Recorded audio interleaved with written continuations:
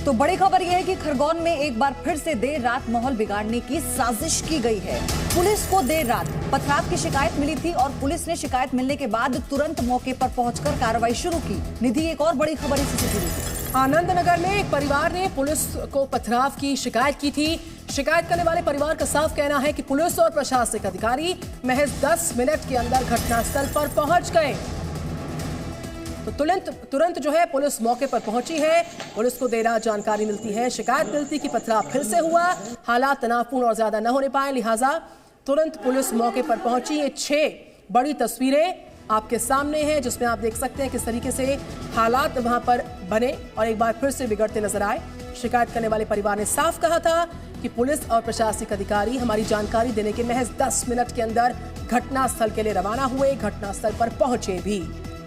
लेकिन इसी के साथ आपको बताएं, पहली घटना के बाद से जो बुलडोजर कार्रवाई हुई उसे लेकर ओवैसी ने भी अपना बयान दिया, कई सवाल उठाए, बीजेपी को कटघरे में खड़ा किया, मुख्यमंत्री पर कई सवाल उठाए। लेकिन कल फिर से एक बार माहौल बिगाड़ने की साजिश की गई। हालांकि पहले से ही यहां पर कर्फ्यू लगा दिया गया था, आज से ढील भी शुरू हुई है, लेकिन अब आगे कैसे हालात बनते हैं इस पर हमारी नजर बनी रहेगी। ये 5 तस्वीरें आप देखिए, कैसे इन तस्वीरों के जरिए आप समझ पाएंगे कि खरगोन का खलनायक आखिर कौन है। क्योंकि जिस तरह से कल रात की जो खबर आई, पुलिस हालांकि मौके पर पहुंची, तनावपूर्ण हालात पहले बने हुए थे, कर्फ्यू लगा दिया गया, तो इसी से आप समझिए कि कितना बड़ा चैलेंज वहां पर कानून व्यवस्था का भी होगा कि खुद मुख्यमंत्री इस पर नजर बनाए हुए हैं। और कल जब साजिश एक बार फिर से की गई पूरे माहौल को तनावपूर्ण करने की, तो पुलिस फौरन मौके पर पहुंचती है और फिर चार्ज अपने हाथों में लेती है।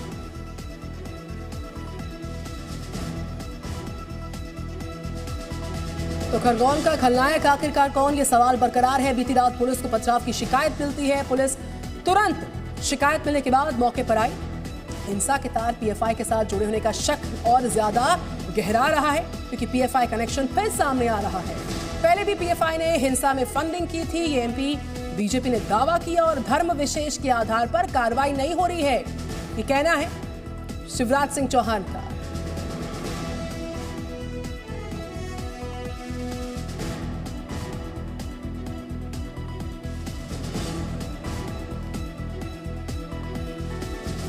और इसी बीच एक और बड़ी खबर यह है कि रामनवमी हिंसा पर केंद्रीय मंत्री गिरिराज सिंह ने भी बयान दिया है। खरगोन हिंसा संयोग नहीं प्रयोग है, ये गिरिराज सिंह ने कहा। देश को गलियों में बंटने नहीं देंगे।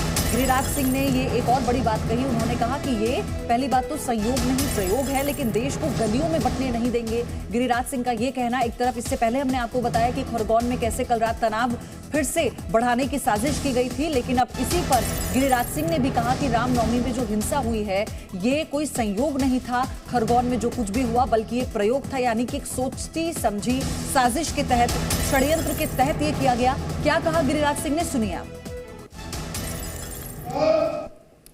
रामनवमी का जुलूस निकल रहा था, रामनवमी के जुलूस पर ये संयोग नहीं है भाई, ये एक प्रयोग है। जब जांच हुआ तो करौली में भी सोची समझी रणनीति के आगे छतों पर पहले से पत्थर रखा था जैसे दिल्ली के दंगों में रखा गया। रामनवमी का जुलूस निकल रहा था, रामनवमी के जुलूस पर यह संयोग नहीं है भाई, ये एक प्रयोग है।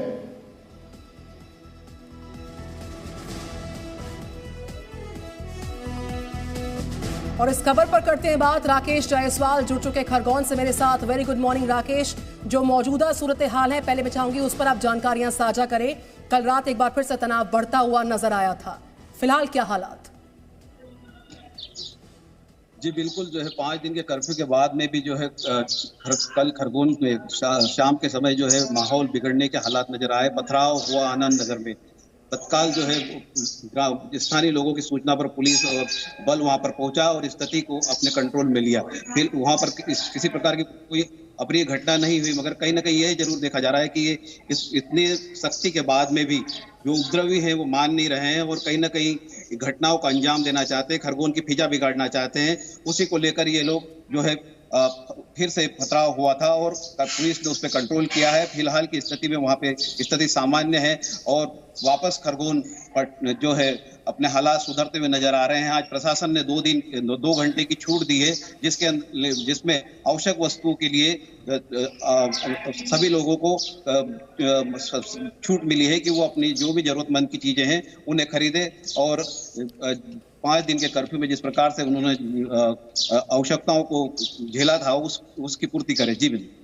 लेकिन राकेश, एक और चुनौती तो ये होगी ना कि कल रात जब तनाव बढ़ाने की कोशिश की गई थी फिर से, तो पुलिस को ये भी देखना होगा जहां एक तरफ कर्फ्यू में ढील दी जा रही है, वो असामाजिक तत्व इसका फायदा ना उठाएं।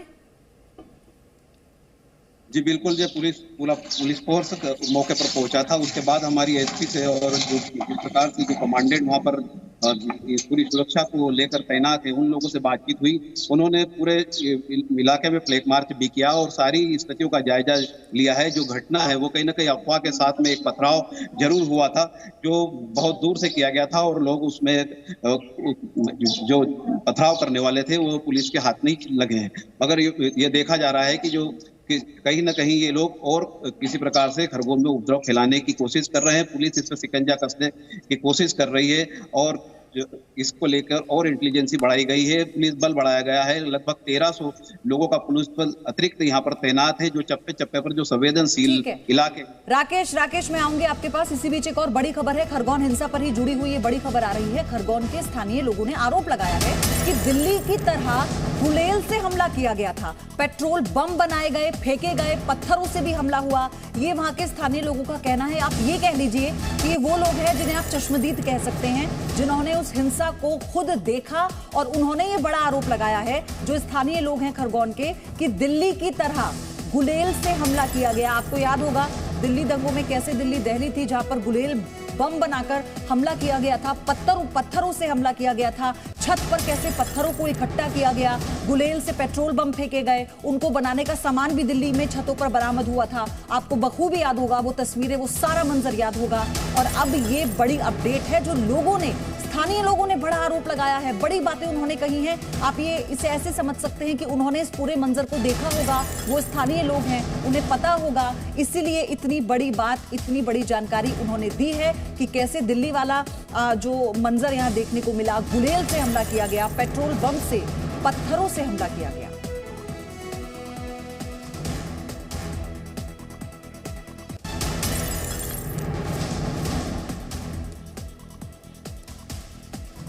राकेश लगातार जुड़े हुए हैं खरगोन से। राकेश, आपके साथ इस वक्त मंथन जुड़े हुए हैं, मैं चाहती हूं आप उनसे बात करें और जानकारी लें इस बारे में और वो बताएं कि क्या क्या हुआ था और जो स्थानीय लोगों ने कहा, क्या वो भी इस बात से इत्तेफाक रखते हैं? जी बिल्कुल, जो गुलेल का हमला हुआ था वो भी इस जमींदार मोहल्ला जो खरगोन का है वहां पर देखा जा सकता है। घर की छत के ऊपर इस प्रकार से जो है गुलेल का जो है वो बांधा गया है जिससे वो पेट्रोल बम पथराव करते हैं। हम बात करते हैं जो इस इलाके में जो भय का माहौल उन लोगों ने वो मंजर उस रोज देखा था। मंथन हमारे साथ में है, किस प्रकार से माहौल और किस प्रकार से आपने सब कुछ देखा? सिचुएशन बहुत क्रिटिकल थी उस टाइम पे, पथराव भी बहुत ज़्यादा हो रहा था और बहुत ज़्यादा हथियारों को यूज़ किया था। मैं ज़्यादा नहीं बोल पाऊँगा, पॉइंट पर मैं तो इसी एरिया में रहना है, समझ चाहिए। जी मंथन, यहाँ पर कुछ भी अभी उनका भाई जो है, मेरा भाई है, वो अस्पताल में जीवन और मौत से संघर्ष कर रहा है, उसकी स्थिति गंभीर बनी हुई है, तो वो इस पर कुछ ज्यादा नहीं बोलना चाहेंगे। बल्कि ये यहाँ के जो स्थानीय लोग हैं वो उनके आरोप के साथ में ही वहाँ के फोटोग्राफ और वहाँ पर आज भी कपड़ा ढका हुआ है जहाँ पर गिलोटबंदी हुई है। यहाँ पुलिस और प्रशासन को ये देखना चाहिए कि किस प्रकार से यहाँ पर हमला किया जाता है और उन स्थानों को जाकर चिन्हित करके कार्रवाई करना चाहिए। जी Presenting B News app available on Google Play and App Store. Download it now.